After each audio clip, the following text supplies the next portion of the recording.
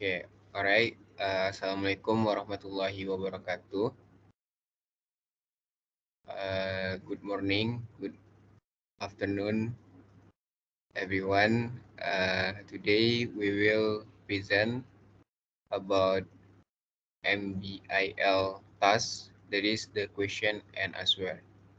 So for this presentation will be delivered by our class, and for the first question and answer, for the first question will be answered by Hanif Ikra Akbar. To Hanif, time is yours.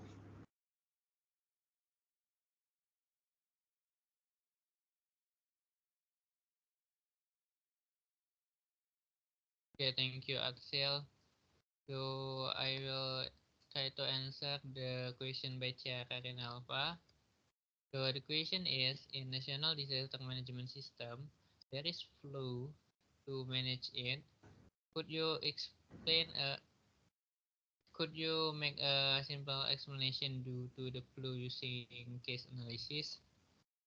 So for the answer, uh, in the National Disaster Management System, this program covers several aspects among others based on the website by BNPB, Badan Nasional Penanggulangan Bencana.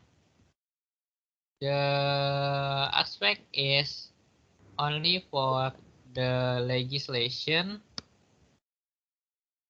institutional, and funding, but in this management system also include planning, capacity building, and also disaster management implementation.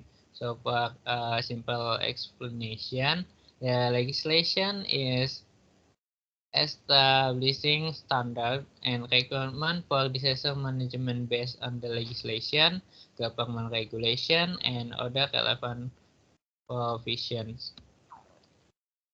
For the planning, so before the disaster occur, BNPB conduct assessment and develop disaster response plans. One of them is the National Disaster Response Plan atau Renas PB 2024, Rencana Nasional Pembangunan Bencana 2022-2024. And BNPB collaborates with local government to develop education and communication plan.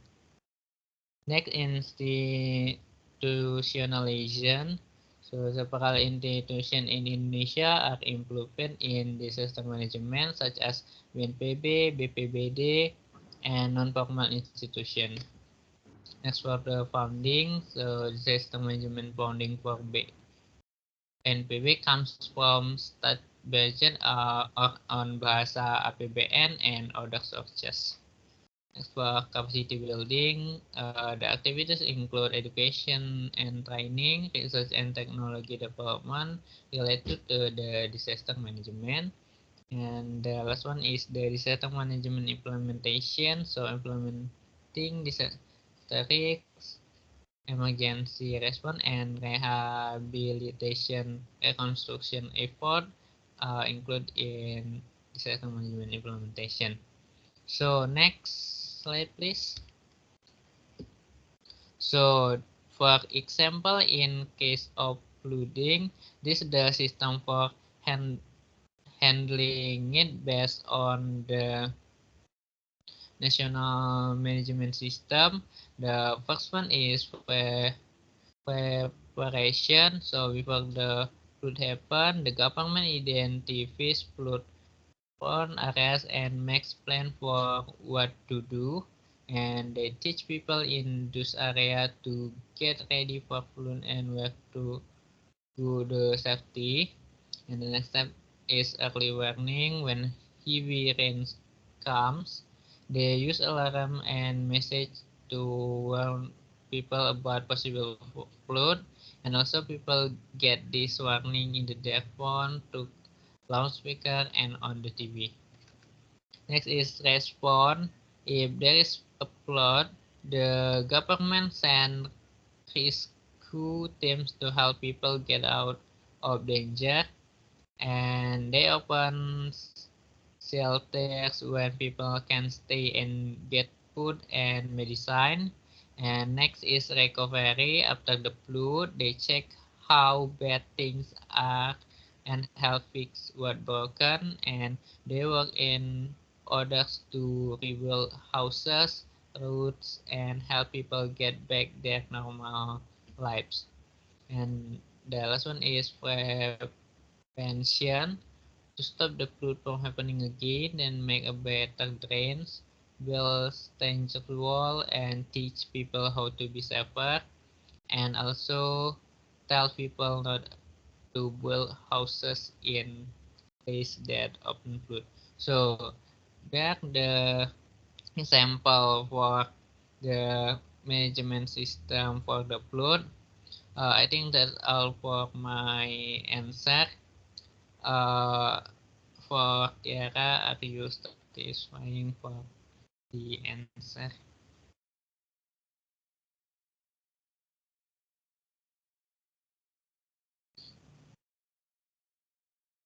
Yes, it's quite clear. Thank you for the explanation, Hanif. Okay, thank you, Tiara.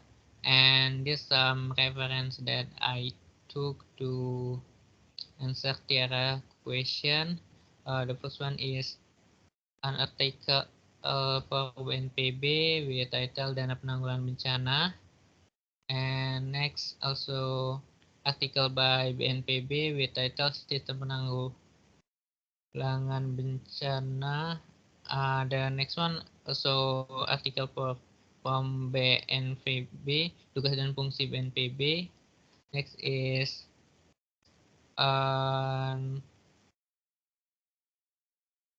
book from Pelaksana Harian Badan Koordinasi Nasional Penanggulangan Bencana with title Pengenalan Karakteristik Bencana dan Upaya Mitigasi di Indonesia by Harjadi and his partner. And the last one, a module by Kementerian PUPR with title Modul Konsep dan Karakteristik Bencana Pelatihan Penanggulangan Bencana Banjir that release 2017. That's all for me. Deliver to the moderator. Alright, Hanif, thank you for the explanation about the question from Tiara. And the next, the question from Muzaki will be answered by Aslam. Aslam, time is yours.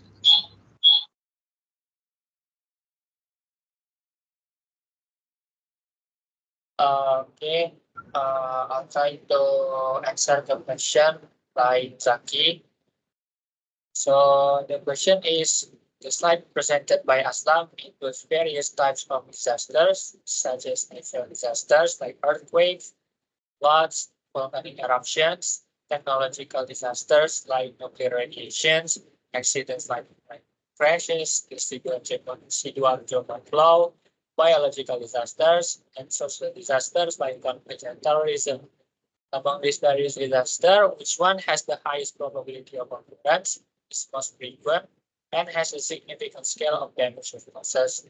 What in particular steps should be taken to anticipate the recurrence of events that have often happened? So, so my answer is in Indonesia, one of the most frequent and significant natural disasters is earthquakes. Indonesia is located in the Pacific Ring of Fire, an area prone to seismic activity due to tectonic plate movement. Earthquakes in Indonesia can occur with high frequency and magnitudes, resulting in significant damage, loss of life, and economic losses.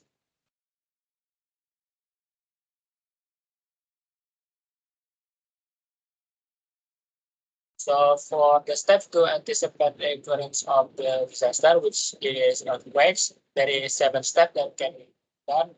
The first one is seismic monitoring and early warning systems. Second one is building cost and infrastructure resilience. The third one is public education and training. The fourth one is community preparedness and response plans. The fifth one is infrastructure and wildlife protection. The sixth one is environmental management. And seventh one is international cooperation and capacity building. So that's all for my answer. For Masaki, is there any more question or is this my answer enough?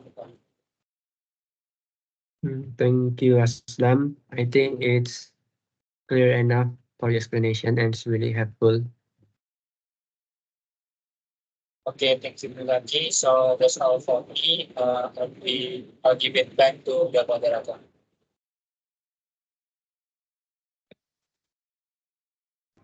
All right, thank you, Aslam, for the explanation about the Muzaki question. And the next is the question by myself, Muhammad Salifullah, and will be answered by Muzaki. To Muzaki, times is yours. Okay, thank you, Achil. So I'm about to answer your question. So your question is on slide 26, which states that population, especially urbanization, can be a factor in disasters. Please explain how urbanization can be a factor in causing disasters such as landslides and urban flooding. So first, I want to talk about urbanization on disaster, why it could be make disaster. So the population, especially the urbanization, can lead to increased vulnerability. As population grow, there is often a concentration in like hazard-prone areas, leading to higher vulnerability.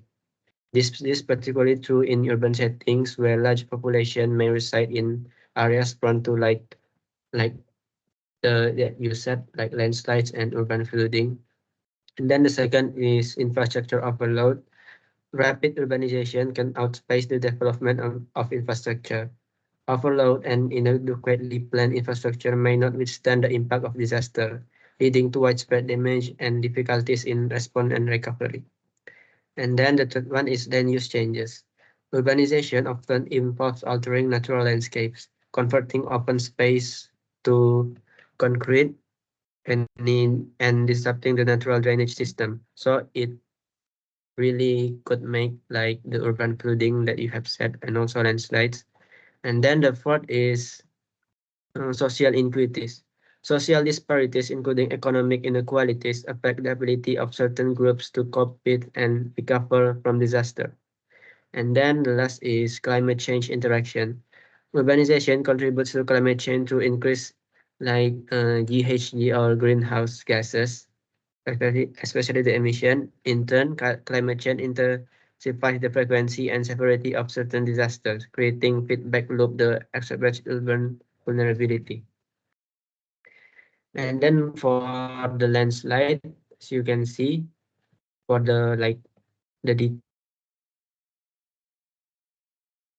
and could make the landslides. First is deforestation and land modification, and the second is uh, altered drainage patterns. The third one is excavation and grading. The fourth is increased weight and loading, and the fifth is infrastructure induced vibrations. And then for how urbanization affect urban flooding, first is impervious surface. So the expansion of urban areas leads to increase in impervious surface like roads, pavements, and buildings. This surface prevent water from being absorbed into the ground, causing rapid runoff during heavy rainfall and overwhelming drainage systems. And the second one is reduced natural drainage. Urban development often alters natural drainage pattern by replacing the permeable surfaces with impermeable ones. This modification disrupts the natural flow of water, leading to increased surface runoff and reduced infiltration into the soil. And then the third one is inadequate infrastructure. And the fourth one is urban heat island effect. And the fifth is river and stream encroachment. So urban expansion may encroach upon river banks and streams, reducing natural floodplains. This can constrain the ability of water bodies to handle excess water. So that's all from me. Uh, What do you think, Axel? Is this clear enough, or you have any other question? Yeah, thank you, Muzaki, for the clear explanation. I think this is enough because this is a good explanation and the good example.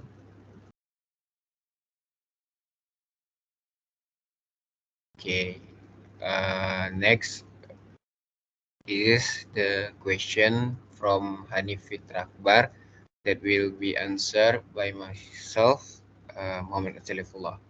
So the question is, what are the example of disaster management during pre-disaster phase in the field of environmental engineering?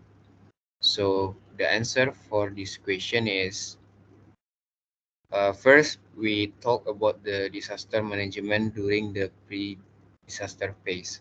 So for the pre-disaster phase, there is third disaster management.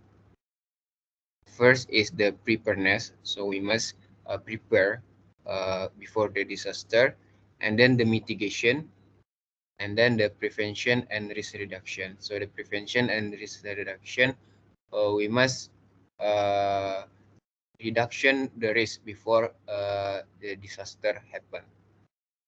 And then for the clear explanation will be explained in the next slide. Next slide, please.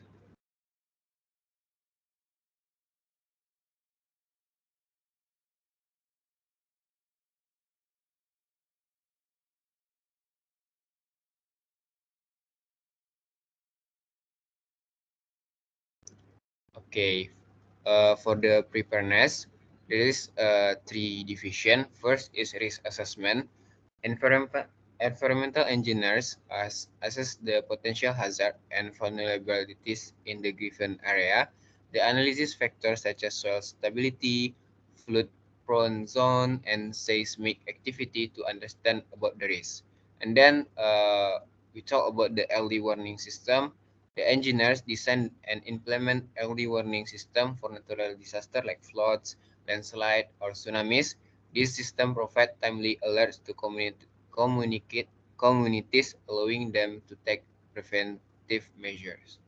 And then the community training. Environmental engineering conduct workshop and training session to educate communities and disaster preparedness.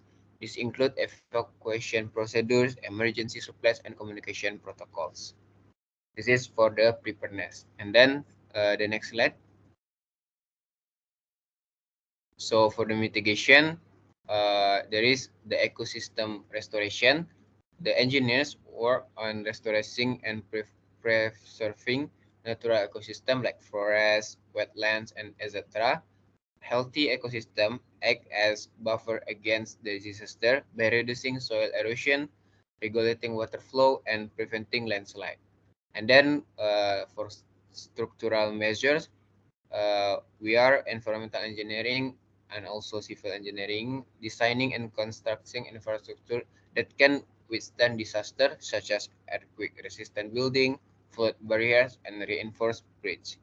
And then for land use planning, zoning regulation and land use planning help prevent construction in high risk area.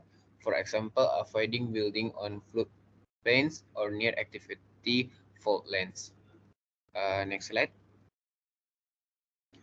And then the last mitigation, the last disaster management before the disaster, pre-disaster phase is prevention and risk reduction. The first is afforestation. The planting trees and vegetation help stabilize the soil, prevent erosion, and reduce landslide risk. And then for the waste management, we know that environmental engineering must understand about the waste management. This is the proper waste disposal, prevent clogging of drainage system, which can lead to flooding during heavy rains. And then climate change adaptation. Environmental engineers develop strategies to adapt to climate change, considering rising sea levels, extreme weather events, and changing precipitation patterns. So the conclusion about this all prevention and risk reduction, mitigating, and preparedness, the environmental engineering play a vital roles to management the disaster from pre-disaster phase. So maybe that's all for my answer. Hanif, if you satisfy or have any question about the explanation. Thank you for your answer. I think satisfied and that's clear enough. Thank you. Right, thank you, Hanif. So the next slide is the question from Muhammad Aslam Musyafa and will be answered by Tiara. So Tiara, times is yours. Thank you, moderator, for the change. So my name is Tiara Nova, and I'm gonna answer question from Muhammad Aslam Musyafa based on what I explained in the previous video. So he asked about on slide 7, there are three types of disaster that can be happen. Please give one case example from each type of disaster that can happen. Please give one case example from each type of disaster and explain shortly how it impacted the life of people in its surroundings. Next, please. So basically, based on the slide, we already know that there is three types of disaster, which is natural disaster, non-natural disaster, and social disaster. And both of three have like so many kind of type, like natural disaster can be come from earthquake, tsunami, volcano eruption, flood, drought, a tornado, landslide, and etc. And one of because he asked about the case, so I put each of case for each of type of disaster. For the natural disaster, as we can see here, I take a news about the floods and landslide problem that appear in Indonesia. So based on the title, we can see here like floods and landslide in Indonesia and East Timor kill more than 100 people. So I put the link in the reference also if you want to access. So it's clearly spread there how it is like the disaster impacted the case described through the disaster. So it's like geographical disaster, natural things that happen, and when it's happened like the floods and the landslide, all, of course it's impacted to the surroundings as what you asking. And for the impact, as you can see based on the title, we can see that impacted to the uh, life of the people around that surrounding it, which is it kills more than 100 people. So it takes 100 people um, a life conquered based on this scenario. Next, please.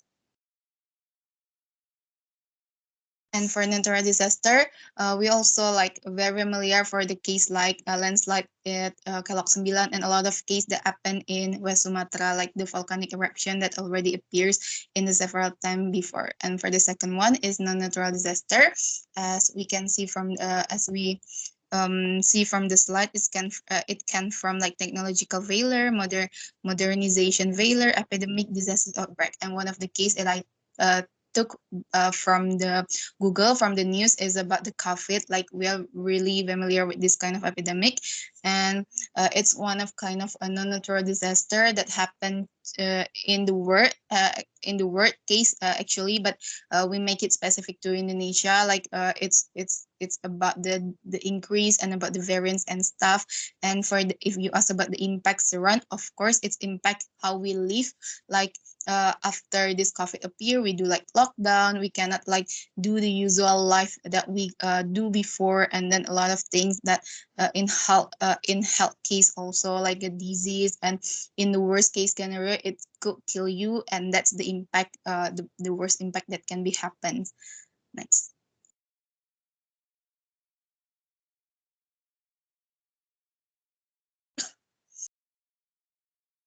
Okay, so the third one is social disaster. Based on the slide, we know that the type of social disaster itself is social conflict, like between group or communities, or of course, like we're very familiar with its terrorism. And one of the case that I took here, based on the news, also is about the Bali bombing. Like we can see based on the title, Indonesian jail stop militants over deadly nightclub attacks. So it's basically, if you ask about the impact, so based on the news, it state that based on this Bali bombing, it's killed 202 kind of people with 21 nations in Indonesia. So the impact is there's a lot of people that get killed here, and then of course like the infrastructure then have to be ruined because the bombing effect that appear based on this scenario.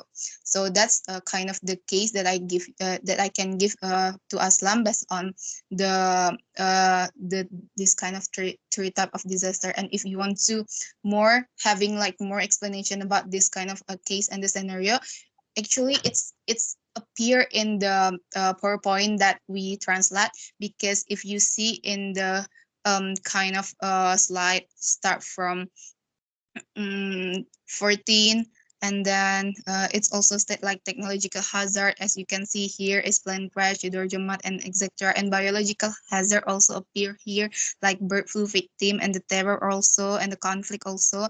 If you want to like having more kind of example of the case, you can read the PowerPoint also. So here's for the specific example that I can give. um, and the reference next.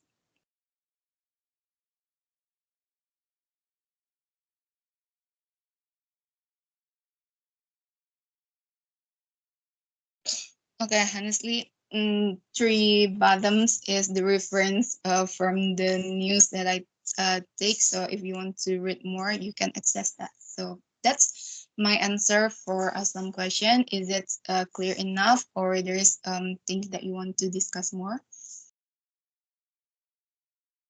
Thank you, Tiara, for the presentation. I think that's enough for me.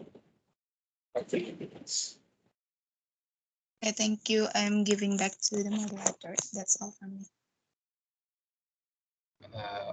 Okay, thank you, Tiara, for the great explanation. So maybe that's all for our class about the question and answer to introduction for MBIL. So I'm me as moderator. I apologize if there are any mistake in pronunciation or delivery.